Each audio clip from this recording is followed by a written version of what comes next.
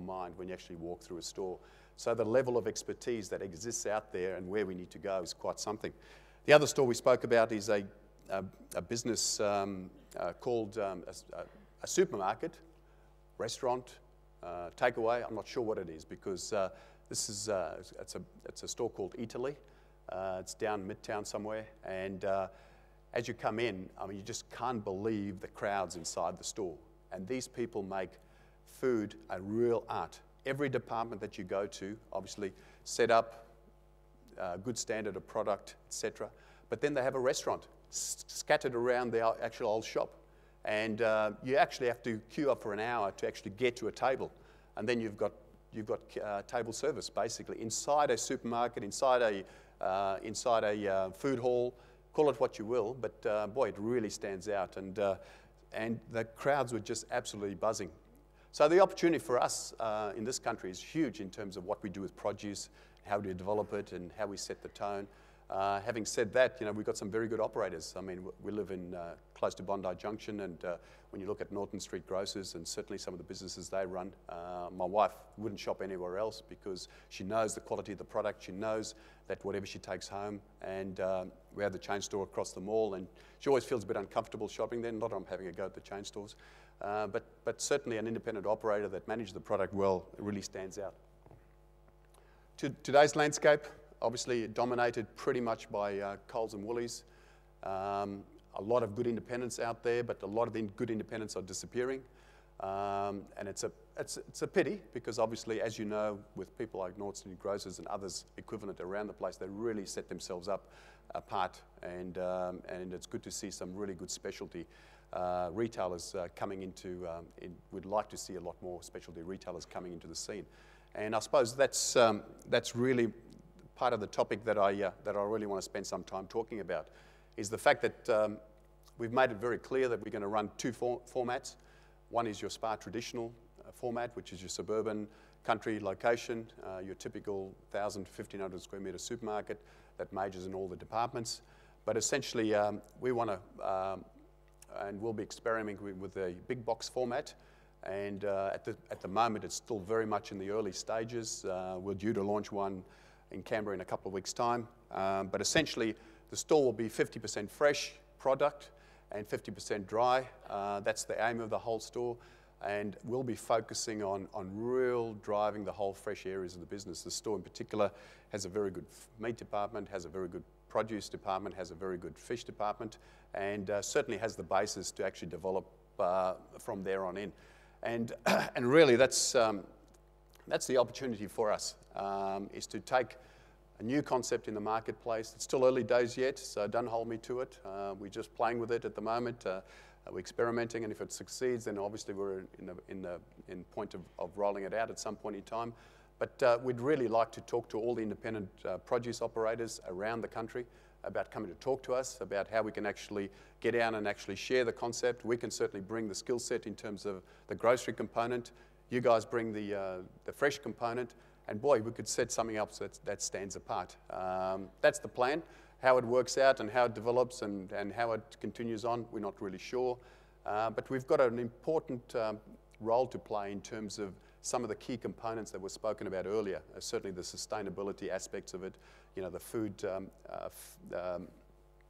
safety issues that currently face the populations around the world at the moment, and certainly the wellness and healthness component of it. And this store will be focused on terms of developing the education of that. Obesity, as you know, and I'm not going to stand here and preach, is at an all-time high in countries like the US and Australia. And whatever small part we can do to actually contribute to improving people's lives is something worthwhile. So we're going to make an effort. We're going to give it a good shot. If it develops, good and well. If it doesn't, we've given it our best shot. As I said earlier, part of it is obviously a social responsibility in terms of what you can give back to the community, in terms of education, and in terms of those key components that we spoke about.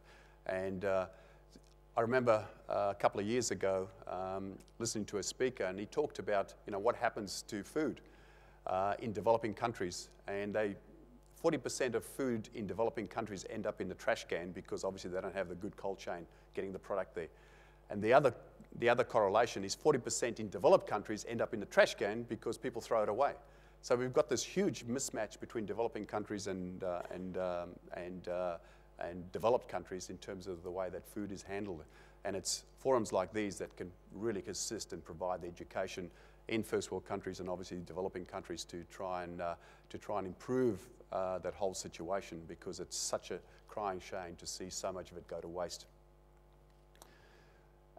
As I said earlier, I mean, when we develop our big box concept, we'll be talking to a lot of partners around the industry. And I know there's a couple here today. I see Doug up there, Adam, and they're obviously part of our partnership in Brisbane, and we have other partners developing in Sydney and such like. But certainly we don't have the expertise in the fresh areas. We're reliant on people like yourselves to give us that expertise. We do the grocery piece very well.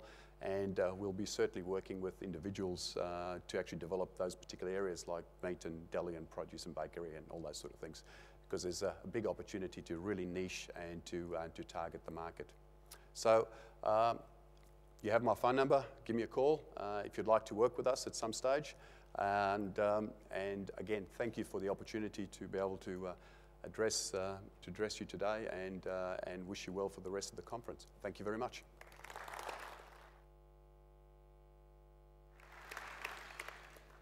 Thank you, Lou, but before you run away, we have got a few minutes spare, so if anybody would like to ask any questions, if you could raise your hand. It's a little bit hard to see with these lights. I think...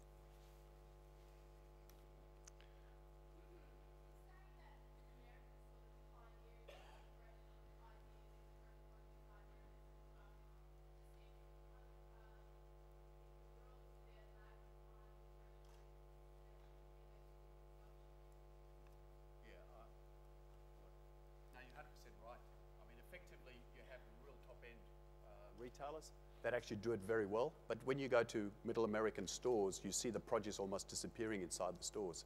So there's I suppose when you're looking at the more affluent communities, they're a lot more educated in terms of health and fitness, and they're looking for a fresh product more so than Middle America and other socioeconomics that obviously move away to fast food. So there's a real disconnect between, you're 100% right, between the Middle America and really the top end of where it's going. But in terms of retail, I mean, they just stand out above the rest, because obviously there's a big demand for high quality food.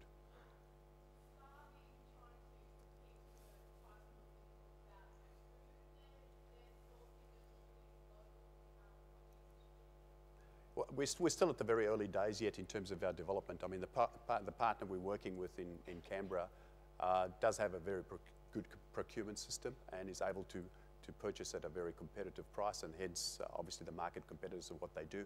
And essentially we were looking for other partners around the country to be able to work with us in terms of developing the fresh food offer, because we provide the grocery component and hopefully they'll bring the fresh offers. We've still got a long way to develop in terms of what we do with Bakehouse and certainly some of the other components of it.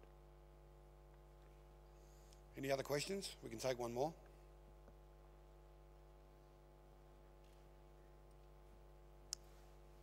Mike.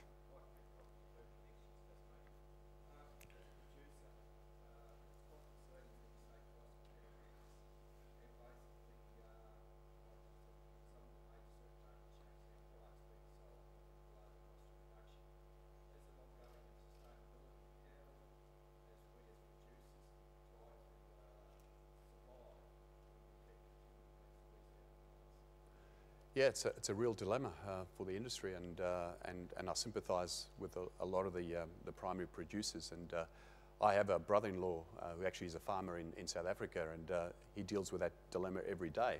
And he makes the choice. He either goes through the normal supply chain, through the chain stores, or he sells it on the open market in terms of, so he takes the risk in terms of how he does that. The market is very concentrated at the moment, and as you get more and more market power in a couple of hands, obviously you'll see a lot more of that pressure on the primary producers. I certainly, and that's why I certainly want to encourage independent operators to work with us, because I think the more you can spread the supply, the purchasing of from a number of hands into a much you'll actually take some of that pressure off it, and you'll have a much closer relationship. That's the theory behind with the primary producer in terms of being able to ensure that they survive as well as the retail survives. And you take a lot in the middle. You take a lot of cost out of the middle as well. Good. Lou, our industry certainly encourages new concepts that you're putting on the table in big box retailing. One of the things we love is new independent competitors that come into our industry. You know, a spa and the word spa, we're probably hoping that you do a bit of that with down, prices are down, and knock them down and stay down, right? So from us, Lou, we wish you the best and thank you very much for today's presentation. Thank you, Shane. Thank you.